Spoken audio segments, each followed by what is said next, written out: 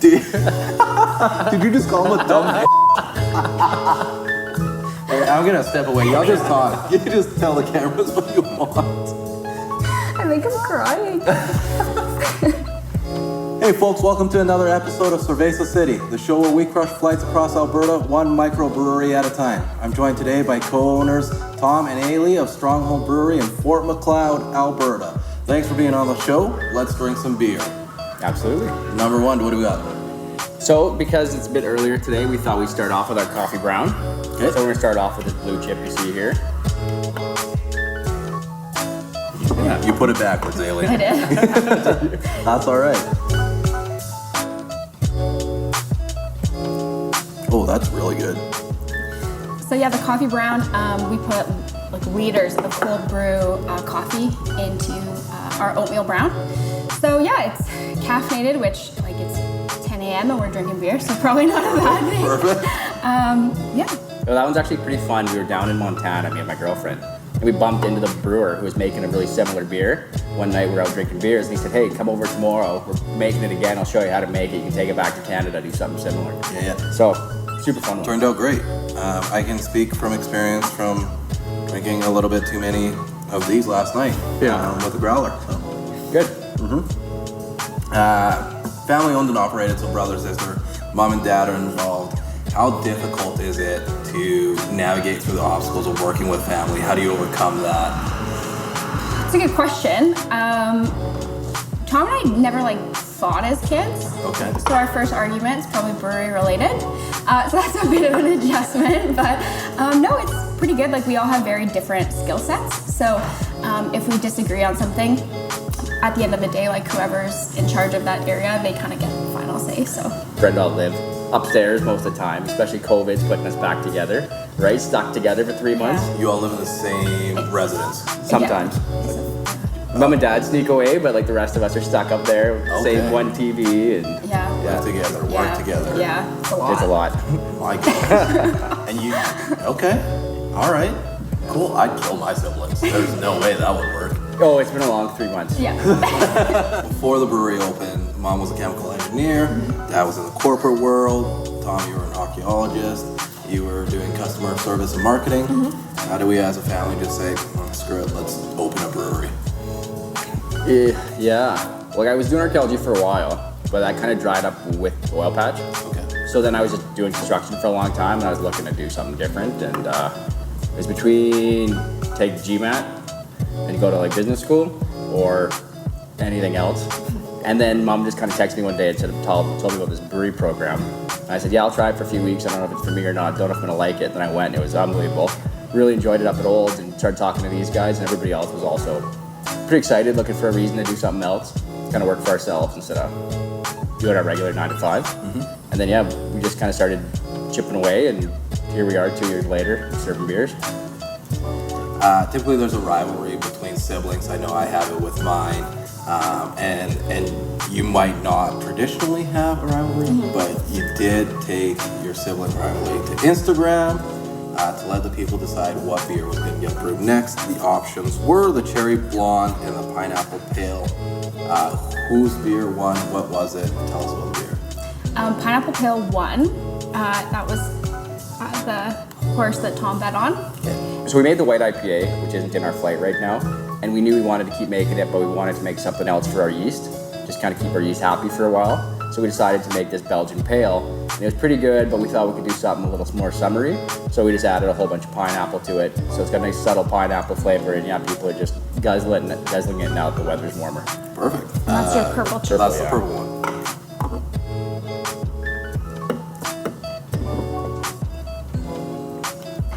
Oh yeah, that is pineapple-y. Oh yeah. Oh yeah. Well, now that it's warm, everybody's taking that home, sitting on their deck. Yeah, I can see that. Oh yeah, it's been good. Straight from Dole. We importing the pineapple from Dole. Yeah, exactly. I got a guy. You got a pineapple. Yeah, a pineapple guy. What do you think the key is to incorporating fruit into a beer, making sure that it's crisp and fresh? I think that's a personal preference thing for me. I like it to be pretty subtle. Like, I don't like when you go and you drink a fruit beer and it just tastes more like fruit, like a smoothie, than it does like beer. I still want it to taste like a beer, so people that are coming into the tap room to enjoy beer don't feel like I'm just forcing them to drink fruit juice. So this one, we've had a couple people tell me they couldn't taste the pineapple, which I think is absurd. Like it's poking tasted on it. Yeah. Yeah, smell and taste it for sure. For sure. Yeah, I just like don't let it overpower the rest of the beer, and don't have it overly sweet. Like it's not refreshing if your beer is too sweet, right? Yeah. Plus sugar and hangovers. Totally. So that's a thing, I think, science. Yeah, I think it's a thing. Who is the scariest family member when they're mad? I don't I know. yelled at a bunch of kids once. Were they trying to get beer? They were throwing, they were here for like a hockey tournament, Okay. and they were with their parents, HLC. Their parents weren't really like paying attention, and they thought we were kind of like a Chuck E. Cheese, I guess, which for the record, we are not. And they kept like throwing all of our stuff and like the poker chips from the flights and stuff, and I lost it. Nice. Yeah. Well, yeah, when you weren't working today, made a kid cry, but Yeah. Well, let's get into but then this. well, no, I There's just no way we're just gonna blow by what you just said. well, I just told him to stop doing something, and I didn't really think much of it. And then I looked and he was crying, and his dad looked at me and was like, What was he doing then? "Oh, he's just touching some of our stuff. I don't know, he's walking around without his dad." And I said, "Hey, don't touch that." And that was it. It was pretty harmless, I thought. And then he came and he's crying, and I thought, "Oh, Gosh what darn do I kids give a kid at a bar to make him feel better?" Like, I don't have anything for him. Beer. Yeah, I Beer. got nothing for him. Just a pet. Where did the logo come from with the bison and the crown? So a local artist actually who grew up in Fort Macleod, lives in Lethbridge now. He approached us when we were under construction and said, "Hey, I designed this thing based off of an RCMP button, because the town was founded by the Northwest Mounted Police, I guess, at that time." And yeah, it was super cool, so we asked if we could have it. And then he ended up actually doing a whole bunch of work for us. So he not only designed the logo on this table, but also made the table, the art that's behind us here, this, like lots of the furniture. So yeah, good friend to have. And so let's get his name out there so we can give him a shout out. His name is Jason Trotter. Jason Trotter. Shout out to Jason Trotter because the artwork is impeccable. It's really nice. Well, he's done a lot of really nice work around Calgary and Lethbridge, and he kind of likes teaming up with breweries, so it's just a perfect fit. Yeah, that's fantastic. Write that name down. We need work. Stronghold is the only brewery in Fort Macleod. Is that correct? Correct. Town of a population of approximately 3,000 people. Do you know everybody in town? Are they only allowed to drink Stronghold beer? Have they embraced the brewery? We know everybody that drinks beer in town, but a large population of the area doesn't drink at all. Okay. So we know lots of the town. Oh yeah. And we have a group that meets every Thursday. And before COVID, they met here every Thursday for pub night.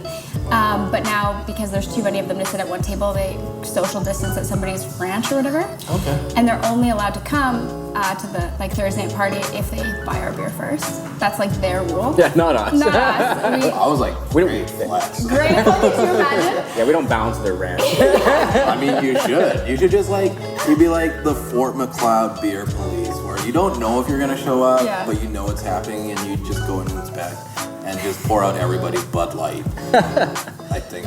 Can we make that happen? We had a lot of people who came in here when we first opened. He said, "I only drink whiskey. I only drink Bud Light." Yeah. And we see them every week now. Yeah. So people have completely done 180 on what they used to do. Which is fantastic. Oh, it's amazing. You fairly recently launched the sale of cans. How difficult of a process is that? Because I know a lot of breweries avoid it due to cost. And have you named your canning machine? The canning, I was super against canning at first. Like the brewery's so small, we don't have space for it. Like we store our cans in the tap room, so we don't have space anywhere else to put them. I was worried about how we were gonna move them around, distribute them, everything. So I thought it'd be a lot more work. I didn't really see if it'd be a huge benefit. Since we started doing it, it's been unbelievable. Yeah. People love the cans. They're way easier than the growlers. The liquor stores in town are super supportive carrying our beer, Lethbridge, Calgary, everywhere. So yeah, I don't know. I would recommend it to pretty much everybody. I got talked into it, and I think it's been a huge help. To celebrate the brewery's 1-year birthday, you had a weekend full of festivities, including a comedy show on the Friday night. You brought a comedian down from my hometown, Calgary. Comedian wasn't me, bit offended, it's fine.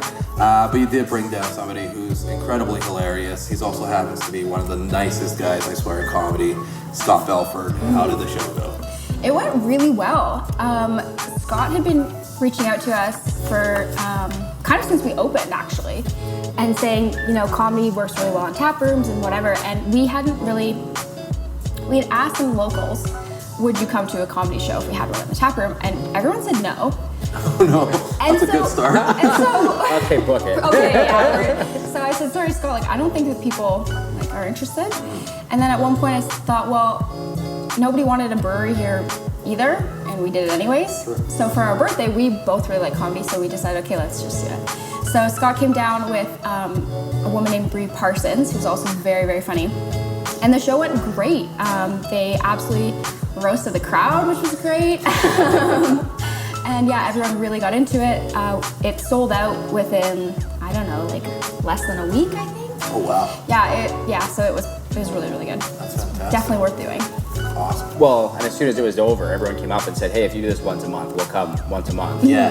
And then now, obviously, COVID kind of screwed all that up. But once things get back to normal, for sure, we're going to keep doing it because there was such a fun atmosphere, fun crowd in here. Absolutely. And it makes work easier. When we're bartending and there's something for us to actually watch, too, Yeah. it's a way better shift. Absolutely. Make sure you shout out to my boy Scott Belford. You may see a collaboration with Cerveza City and Funny Man Inc., his comedy company. You can check out his podcast. It's brand new. It's The Walk Off. It's about sports and the Blue Jays. And you can check out our podcast following this episode. He's going to be a guest on the show. Who's your all-time favorite comedian? That's a really tough question. I really like John Mulaney. Yep. Classic. I don't know.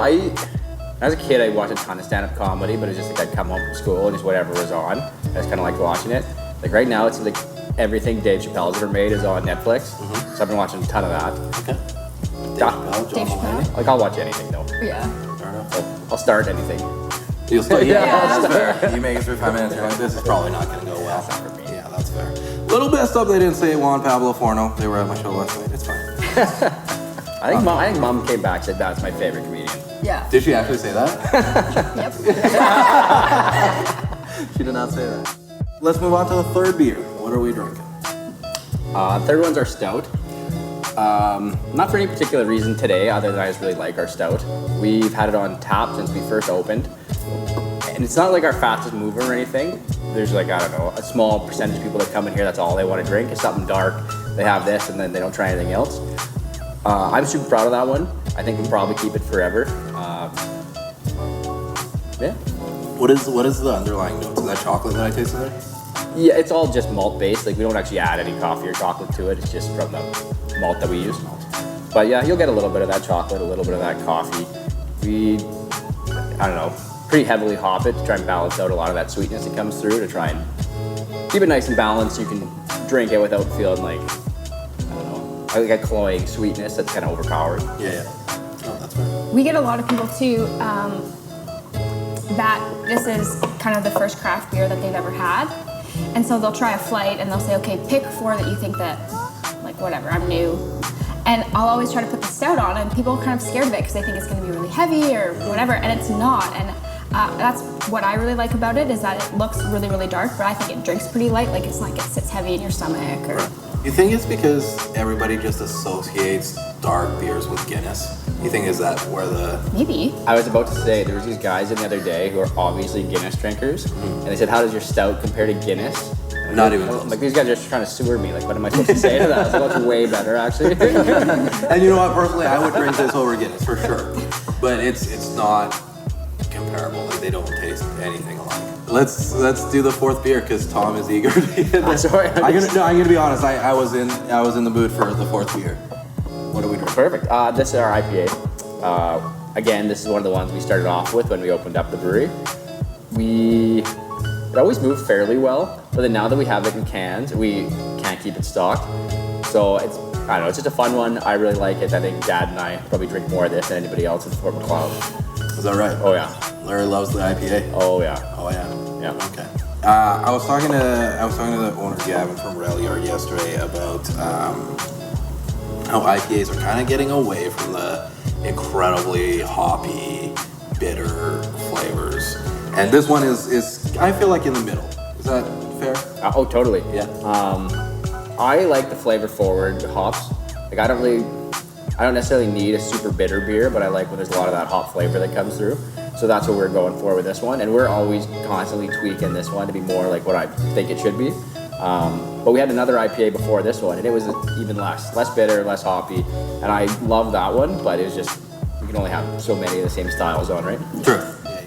Stronghold opened in 2019, and in 2019, you guys got your first award. What was the award, and what did it mean to the brewery? It meant a lot. We are from Calgary and we still live part-time in Calgary. The award was for Fort Macleod Chamber of Commerce Best New Business. So it really was wonderful to feel accepted and appreciated and everything in the town that we've set up. Your Instagram game is pretty awesome. Thank you. The photos are great. Who does the photography? Mostly me. Mostly, okay. Do you think Mostly. What do you mean mostly? My phone doesn't have a camera. Mostly. Because if there's pictures of me, like Dad or Rachel's taken it. Okay, yeah, mostly. So mostly. that makes sense? Dumb. Did you just call him a dumb? So we can edit this. Tom, do you just want to throw one, and I'm gonna be. I'll throw one in the cup. Wow. Okay, we're doing that. Damn! Oh! Oh no! We're just gonna get rid of those both. You earned that. Oh, I'm going wild. Oh my god. You gotta pick it up, babe. I know, barely. I'm still blown away by that. Like, I'll just tap it.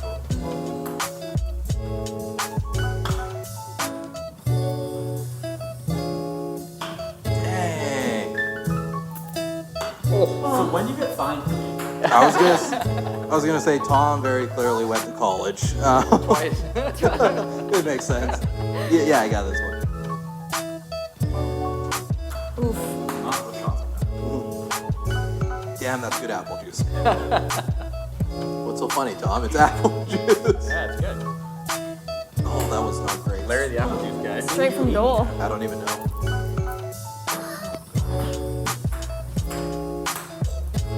You're high. So high. Kale. Ah, little sink and shimmy. Point right there. Sure. Oh. Oh, nice. Okay. We'll redeem that. Gone in had the ball not been in there. That's great. Ah, okay, we lost. Thank you so much to Stronghold Brewery, Ayleigh and Tom for being on the show. We really appreciate it. Last 60 seconds of yours. Hit that camera, let them know what's going on. Do you guys usually win those? You know, I'm gonna be honest with you, Tom. Our track record is not very good. We're less than 500. I'm gonna be honest with you. Yeah. That's what we get for going against a bunch of people that work at a brewery. Fair enough, man. Anything you want to say? Thank you guys? Yeah. Not thank you guys?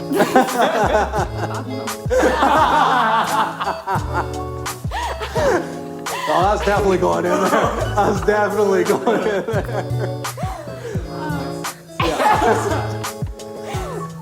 Yikes. I'm Ayleigh. This is my brother, so I can't do it. Okay, no, I got it. Thank you so much for joining us today. I'm Ayleigh, and this is my brother Tom at Stronghold Brew. We're located in Fort Macleod, and we hope to see you soon. One more time, thank you so much to Ayleigh and Tom, Stronghold Brewery. Make sure you check us out next week when we're at Hubtown in Okotoks. Thanks for watching. Good night.